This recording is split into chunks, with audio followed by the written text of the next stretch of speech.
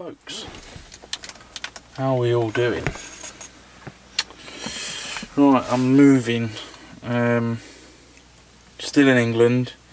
Did the live stream for you all last night. That was pretty fun. I'm glad you all got involved with that. So it's now Saturday. I think it's the 30th of March, and I've had enough of sitting here, to be honest. It's really starting to cheese me off. So I'm going to move. I'm going over to near Birmingham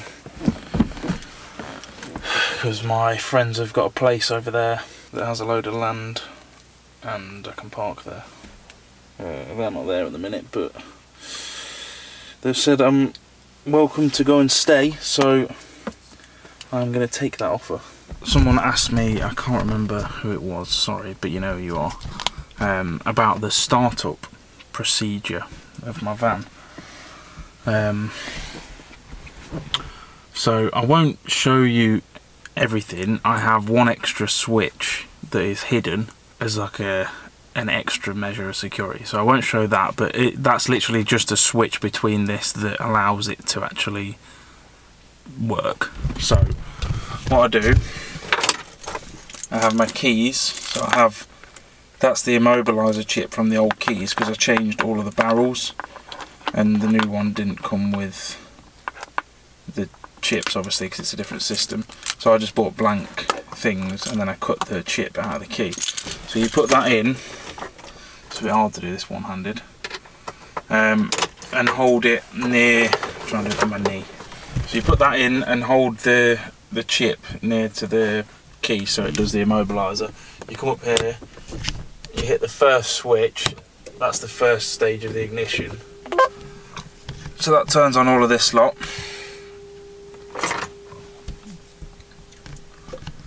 And so the way it works is like with your key, you know how you normally have like ignition, start, and then it's going. So that's what I have here. So that's like the first click of your key that turns on all the battery and stuff. Got the start there, which we'll do now. You have to hold it.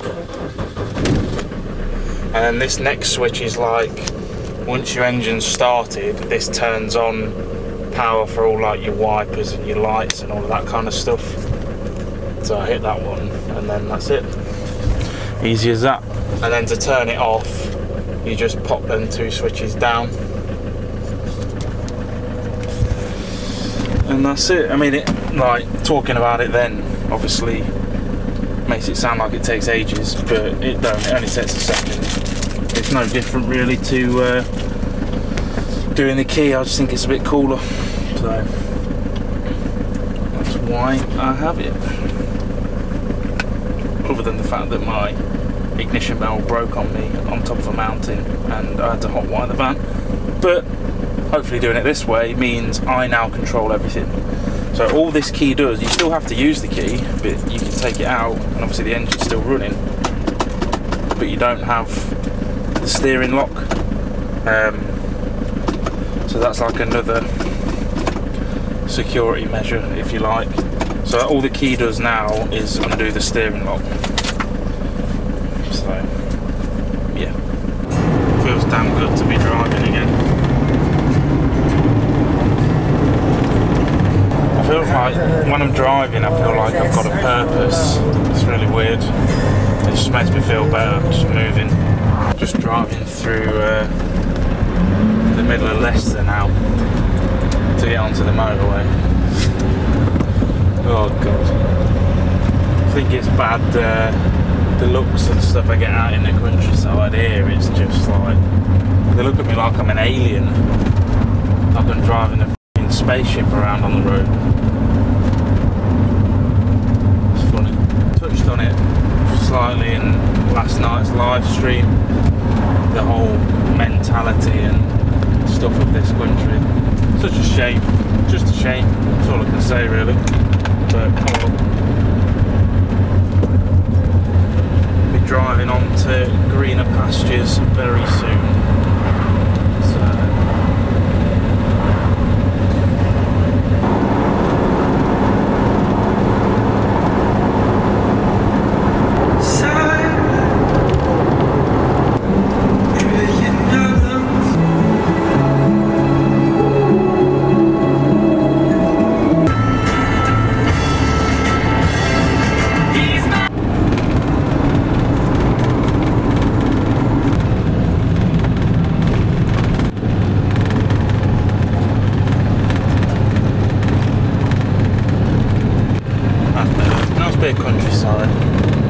bored of the flipping motorway very quickly.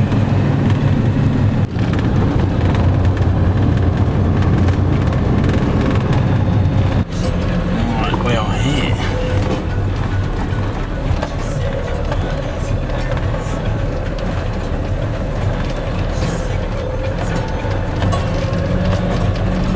Everyone remember that van? More to the point though.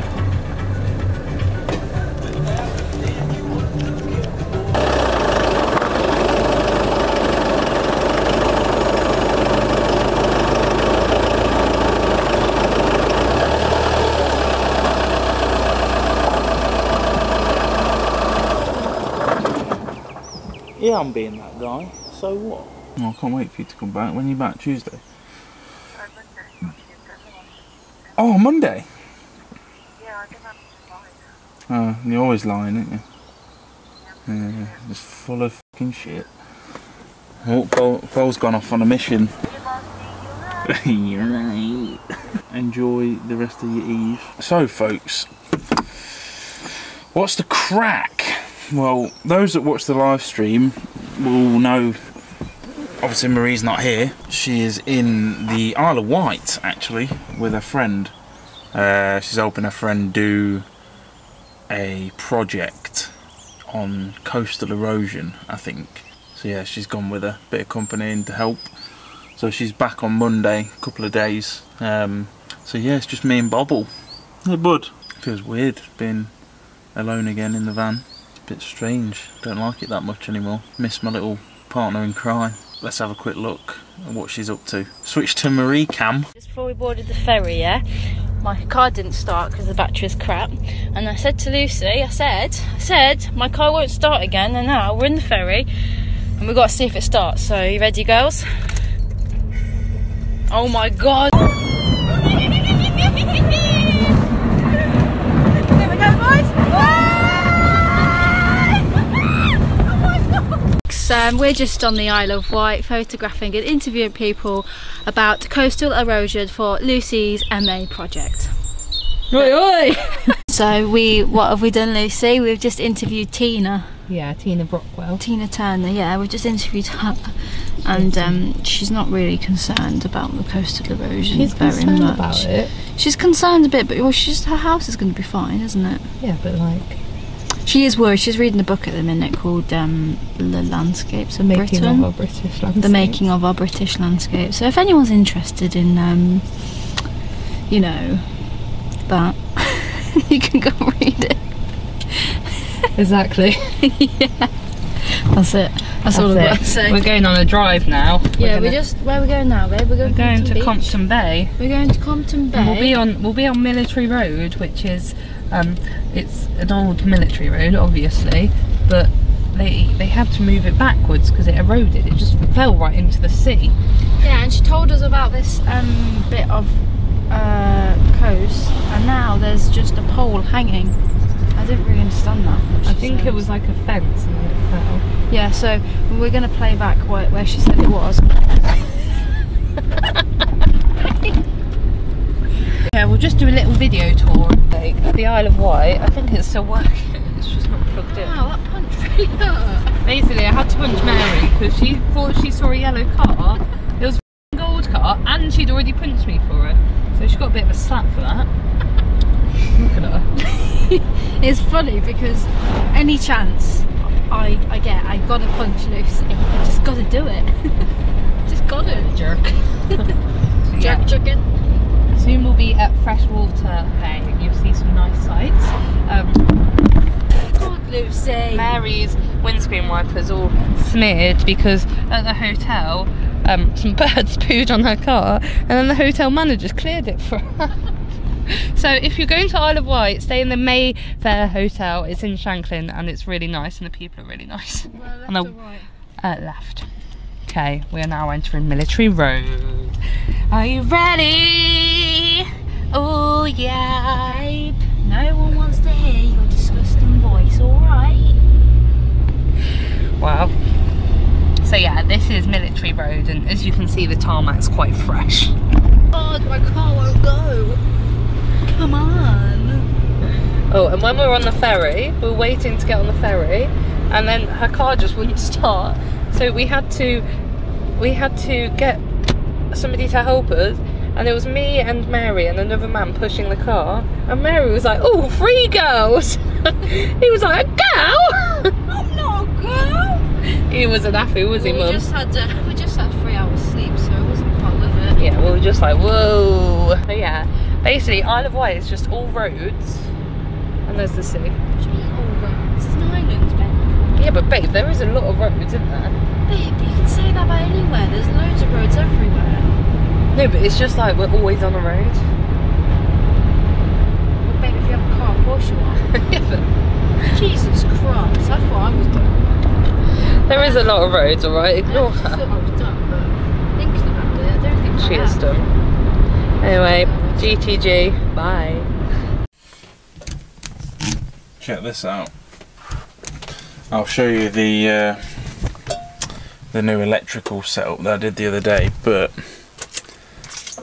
the best part of it, you ready?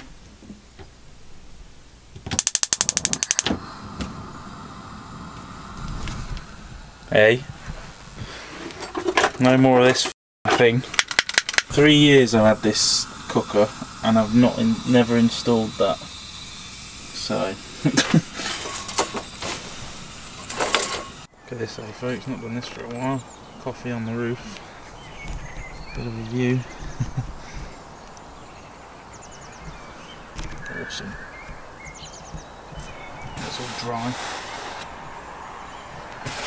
No marks coming off, so hopefully it'll be alright during the summer. Time to cook me a one-man meal. Feels like flipping ages since I've done this. Right, simple, easy food. That's what we like in here. I don't really know why I'm recording this, if I'm honest, but why not? Not really seen much else happening today, so you might as well watch me make food.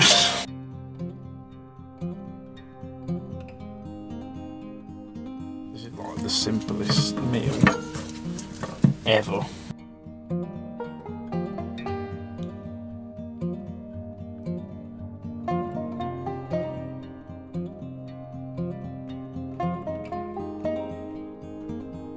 Right, so that's it, that's all the ingredients you need. A can of tomatoes, a beef stock, garlic, mushrooms, onion and bacon.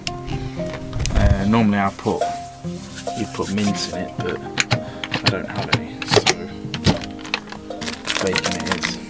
And then pasta of your choice, whichever. I'll go for this stuff today. Bacon in first, let that start to brown up a little bit, and then get your onions in. And there we go, that's that all in. A couple of pinches of oregano, a bit of pepper, and that's it, job done. So now you just let it simmer for a while, and it's ready to go. I'd say that's me sorted for the night. Dinner, bit of telly. The flip side to only being me in the van is I've only got one pot, which is nice. Bit of a blast from the past, the old eating it all out of the saucepan. Folks, how are you all? You're joining me in my wonderful garage, and there isn't much of a day left, to be honest. I've been doing a shitload of jobs today, but they've all been like not worth filming jobs, so you know, organising stuff and moving things around. Changed a few bits and bobs that were annoying us, doing the final sort of steps of moving Marie in terms of like finding new homes for my stuff so she can have a bit more room and all that jazz. But yeah, so I just thought I'd quickly show you what I got up to the other day, because I've had a little bit of a play in here. I did some bits with the electrics, so it now looks like this. Bloody hell, this corner of the garage doesn't half look a bit mental now. But basically this is new and this is new. So what I've done, there's my inverter in the corner. So what I used to have before was just that white lead coming out of the inverter through the wall and into a set of sockets just on this wall here near the sofa, and that was it. That was my whole, I mean originally I didn't even have that, I just had a thing coming off here to a socket down here, and that was my 240 system. But now, because I've I need more things that run off 240, and we've got, you know, 2 laptops and all of this, I decided to change it a little bit and do a bit more of a proper job. So what I've got now, this is just a basic consumer unit for garages.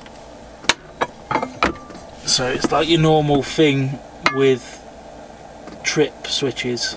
Obviously that, from the inverter, that wire now goes into the side of this unit and connects in here. So now it's protected by these trips. So if anything goes wrong with it, obviously one of these will go. It's just a bit safer, you know. Obviously there's a fuse on the end of that plug, but I don't know, I just wanted to do a proper thing, and obviously this has now got an earth system that trips the switches and stuff. I don't know what kind of safety that inverter's got on it, but I can't imagine very much, if I'm honest.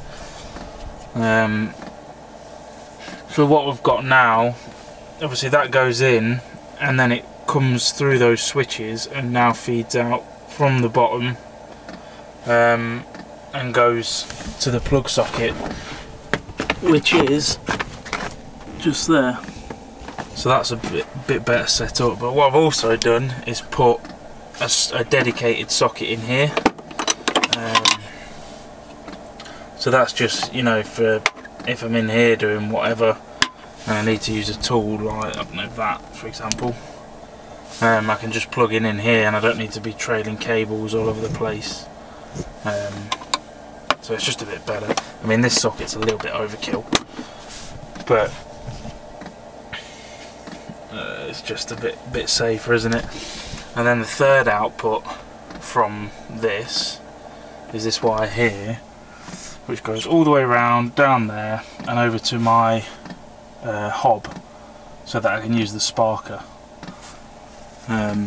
It's the first time I've had that set up since I've had the van. So Bosk, what are you up to, buddy? What are you up to? You come say hello. Come here then.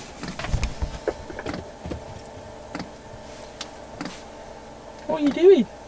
Come say hello. Come on. Hey, big boy. You've been keeping guard for me, eh? You've been being a guard dog. You're a good boy. You like my electrics? What do you reckon? Bodge job? Yeah. Bit of a bodge job, isn't it? So there you go. I don't know if I've really talked about this electrical system that much. Sit down there then. I'm trying to turn around. But it's pretty simple. I mean, it looks a bit mental. This is not the way to do this. This is the 12 volt side, and the reason I had to do it like that is because I ordered a proper bus bar, but they sent me that, which is just connections. So when I was originally doing the van, I just went with it because it's what came in the post, and I couldn't be bothered to wait for another one. So I've just got the two main feeds here that go into this big fat juicy cable down here. They run through this, which can cut off everything that's 12 volt. So that cable goes to the battery, that comes up to this thing, and then that goes up to there. And each one of these has their own individual little fuse. I know it's a really shit way to do it, but I know what everything does. You know, I know how to troubleshoot this system, so that's all that really matters, isn't it, to be honest. And just got a little light switch for the garage, and that switch there goes to these two cables here, which used to be the when the fridge was here, for its 12 volt, but I don't even use it on 12 volt anymore now, so they're just there. And then that guy over there is the that's the solar charge controller. So the panel wires come down from the roof, go into that, and then that goes into the batteries, which are under here, and that's 3 160 amp hour AGM leisure batteries, proper. And that's a hole in the floor that I still haven't fixed. But yeah, so they're the batteries, and then obviously these cables here run up to the generator. So 2 ways of charging, and also this big chunky cable here with the mesh around it that comes all the way from the engine right around, so that's from the split charger. So there's actually 3 different methods all here that charge these batteries. And now that the sun's working a bit more, it's starting to get on a lot better, but hopefully this guy will come into play a lot more next winter, or even if we just get, you know, grey miserable days, it should definitely be an improvement. So yeah, there you go, just a little look at the old garage. For those that haven't seen it, for those that have been watching me a long time, you'll have seen how it sort of evolved over time. I bloody love this garage. Someone commented the other day about this is like my hidey hole if me and Maria have a row or something, which isn't likely, but I love having a garage. I've always had like garages, and if I've not had a garage, I've at least had a shed. Like, I'm a firm believer that everyone should have a shed and have the tools in there and have it organised, and so that's your space, you can go in and build stuff. Like now, this is why I've got it. I can sit in here, it's sat on a water tank at the minute, but I've got a little stool up there that I sometimes sit on. And you know, if something breaks or whatever, I can just bring it in here, got all my tools, and I can fix it. So, you know, everyone's got different needs for their vans, but I knew that I wanted something like this, so I've made it work. Obviously you lose a bit of space on the bed, but it's not the end of the world. I'd much sooner have a garage and, you know, have sort of a bit of both rather than all of one, nothing of the other kind of thing. Oh yeah, one last quick thing. That's how we look under here. If you can see very well, all the holes. I need to tidy them up a little bit. So you can see, kind of, that goes straight through to the mattress. That's really easy to push up actually. There is air gap in there. Obviously there's the matting stuff, which is that white stuff. I don't know if you can see that very well. Just there. So there's plywood, then the mat, then the mattress. And what I plan on doing is, in these grooves here, all around here, I'm going to glue up some of that insulation like I mentioned about. Just put it in these cavities, but the air can pass through it fine, so I'll still get the insulation, because obviously it gets cold in here. It's not going to affect the air. I mean, like, this is an experiment really, because obviously it's gone tits and I've tried to come up with a way to fix it that doesn't cost too much money. So I know everyone's saying about getting these mats and the springs and all sorts of shit. Like, that's fair enough. I know, you know, I bet they work perfectly well, but like, they cost money. Even the cheapest mat material for this size bed was about flipping 70 quid. So I don't know, I'll see how I get on, and if it goes bad again, then obviously I need to figure out something better, but I think it'll be enough personally. I don't know, we'll see.